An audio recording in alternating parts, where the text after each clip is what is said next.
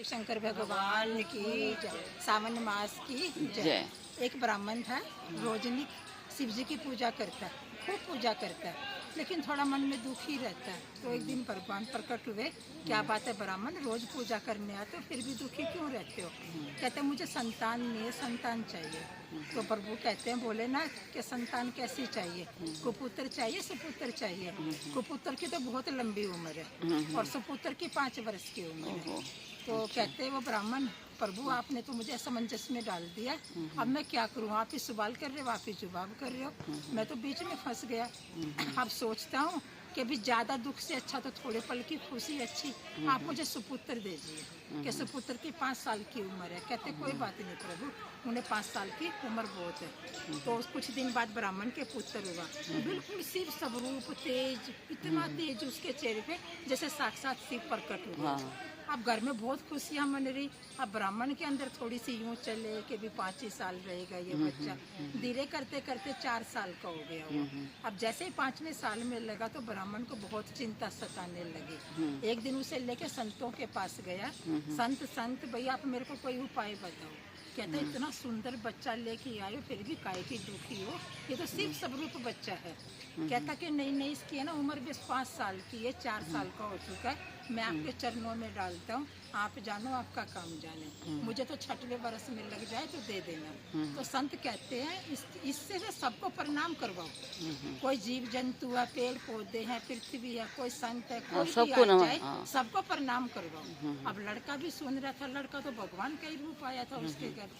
तो वो जो है ले आया अपने घर उस बच्चे को वापस और अपने वो गेट पे बैठ जाता, आते जाते सबको साष्टांग प्रणाम करता, प्रणाम प्रणाम, सीधा लेट के सपाट प्रणाम करते करते उसका समय जैसे नजदीक आता जा रहा। एक दिन सप्तऋषि आ गए और उन्होंने लड़के ने फट प्रणाम किया सातों ऋषि को, प्रणाम प्रणाम प्रणाम। तो सभी ने एक आवाज में बोला चिरंजीव भव, चिरंजीव भव, चिरंजीव भव। ब्राह्मण बड़ा खुश हुआ। कहते क्या हुआ ब्राह्मण? कहता आपने इसको चिरंजीव भव का आशीर्वाद दिया है तो इसकी उम्र तो 5 साल की है और कुछ ही समय बचा है, ये तो साक्षात शिव भगवान ने कहा। कहता ब्राह्मण तुमने बाद में बताई ये बात, पहले बताते।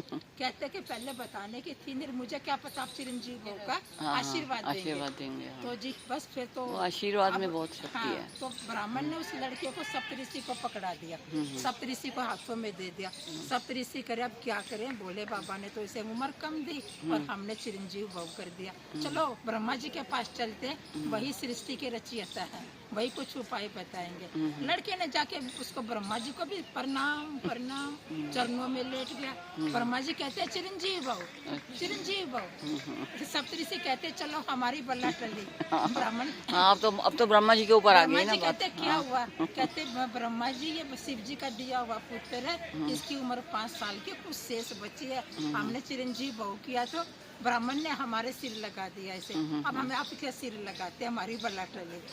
ब्रह्मा जी कहते हैं कोई बात नहीं, इसका भी उपाय निकलेगा, हम स्वयं शिव जी के पास जाते हैं। अब लड़के ने जाके शिव जी को भी साष्टांग प्रणाम। शिव जी महाराज ने भी कह दिया चिरंजीव भव।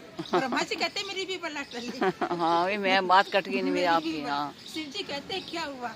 तो ब्रह्मा जी कहते ये भाई ब्राह्मण पुत्र है जिसको आपने 5 साल की उम्र दी थी, इसके कुछ ही समय बचा और आपने से चिरंजीव भव का दे दिया आशीर्वाद।